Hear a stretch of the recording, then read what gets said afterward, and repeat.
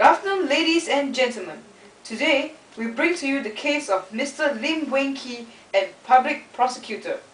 Introducing the characters, we have the famous Mr. Lim Weng Kee, Managing Director of 3 pawn shops.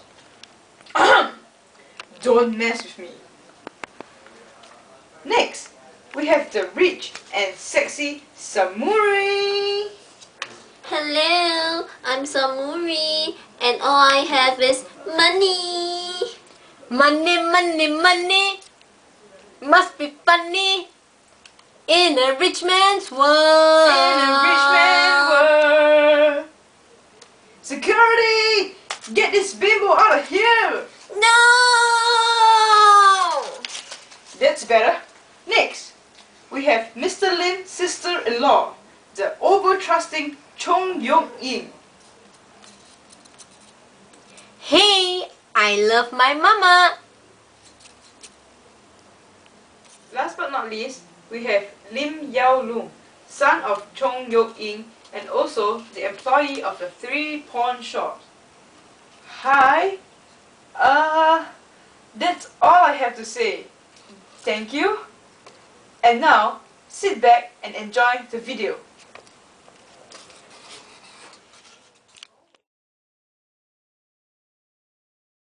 Mr. Lim Weng Kee, aged 62, has been the managing director of Taishin and Tai Hong since 1978, and is also the managing manager of Wang since 1996. He was the person in charge of the business of the 3 pawn shops at the time of the alleged incident. Chong Yong-in is Lim Weng Kee's sister-in-law. She was also the director of Taishin and Tai Hong. Her son, Lim Lung, started as an employee of the 3 pawn shops and was later appointed a director of Taishin and Tai Hong. Her other son, Lim Yao Lung, was a shareholder of all 3 pawn shops and had been working at Taishin for about 2 to 3 years before the alleged incidents.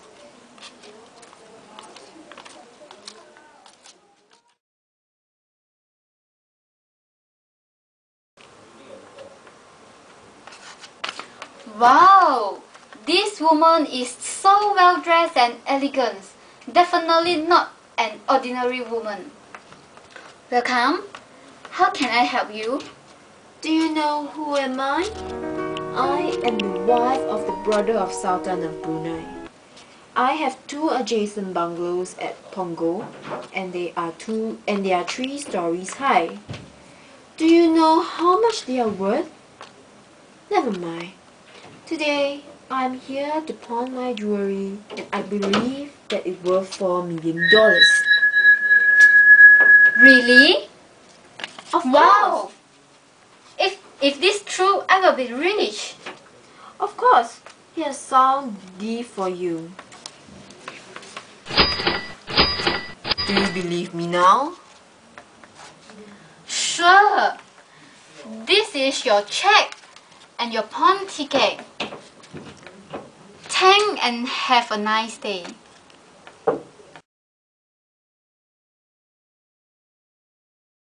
Soon, Samuri also developed a close relationship with Chong, addressing her as Mama.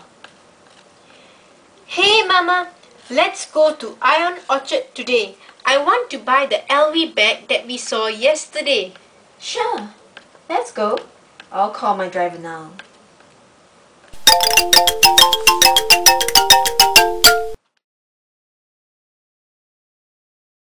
Lim Lung calls Samuri regarding the outstanding interest. Good morning, madam. I'm Lim Long of the Wang Pawn Shop. Regarding your outstanding interest... Why don't you make a visit to my residence? I'll talk to you later. Okay, sure. Lim Weng Kee pays a visit to Samuri at her residence. Hi Mr. Lim. I would like to redeem my jewelry items. Can you give me an estimate? It's between $4 to $5 million. Okay, I'll write a $6 million check now, and also 4 more checks of $1 million each as gift for Wiking, Fyok, Yok, and Cheong. I also have a relative who has just passed away, and I'll be attending the prayers. And because of that, because of the religious belief, there should not be any cash transaction. Oh, but I need to deposit the check first before you can get back your jewelry. This is to ensure that everything goes smoothly.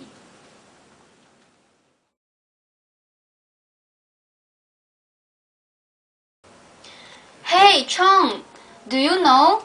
Samuri want to redeem her item now before we release the checks. But this is not appropriate. Aiya, never mind lah. She is the wife of brother of Sultan of Brunei. How can you not trust her?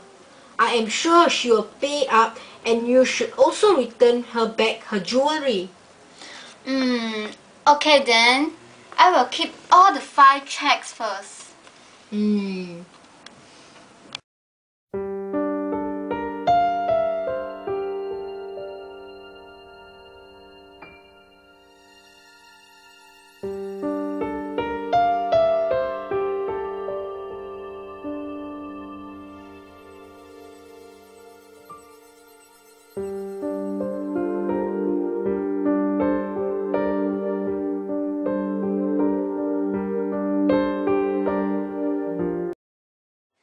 Under Section 157, Subsection 1 of the Companies Act, there should be the standard of reasonable diligence.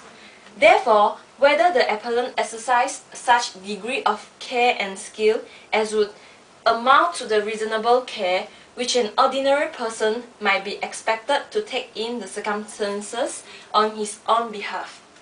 This objective test applies to both civil breaches of the duty to use reasonable diligence under Section 157, Subsection 3, as well as criminal breaches of that duty under Section 157, Subsection 3b.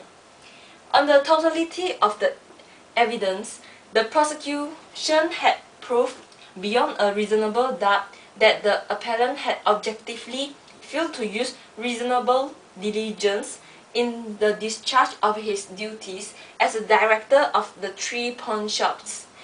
The items were extremely valuable, and no person of ordinary prudence would have permitted the release of the items without first having the checks cleared and honored. I hereby convict and fine $4,000 on each of the charges. In awarding the sentence, the judge bore in mind sentencing precedents and the suffering the appellant had gone through in the form of loss of employment and control of the pawn shops, as well as the substantial compensation he had to pay in settlement of the civil suits.